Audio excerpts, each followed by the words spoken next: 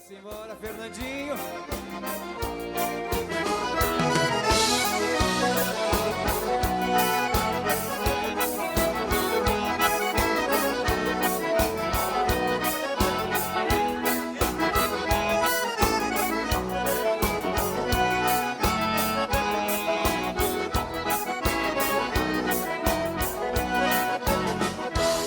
Eu encilhei o meu cavalo preto e fui saindo de manhã bem cedo. Assoviei pro meu cachorro velho e ao meu lado nunca teve medo. Laçou no centro e ponchou na garupa, rédeas curtas bem firme nos dedos. O meu destino já estava marcado, uma grande festa lá nos arvoredos.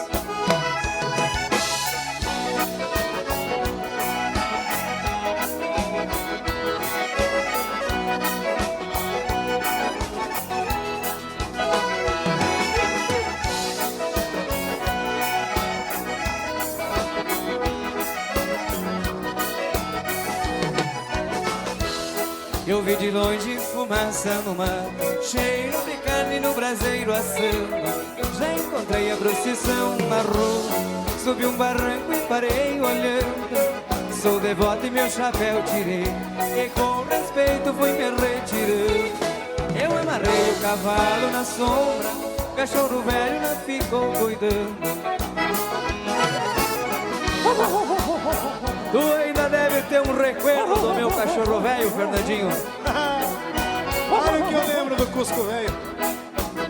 Andava sempre lá pelo galpão do Porca-Réia, Só lambendo osso de costela gorda e avançando nos estranhos. Moça Maria, filha do festeiro, deu no leilão seu lenço bordado. Arrematei, já mandei pra ela, agradeceu rindo pro meu lado. Toque um shot, disse pro gaiteiro, sou resolvido e não sou assustado.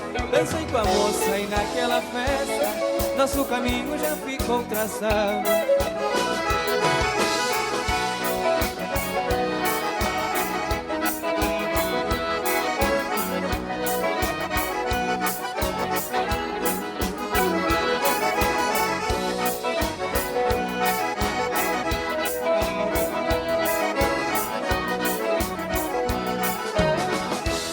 De madrugada um cachorro acurrou, fim de festa ele já pressentia. Falei pra moça encostada em meu peito, a despedida é por poucos dias. Eu vou embora com muita esperança e o coração cheio de alegria.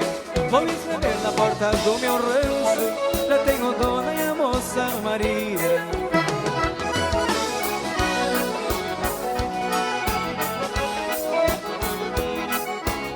E tá dado o recado, Fernandinho. E aí o bugio veio de novo. Adentrou o salão, Só no balão.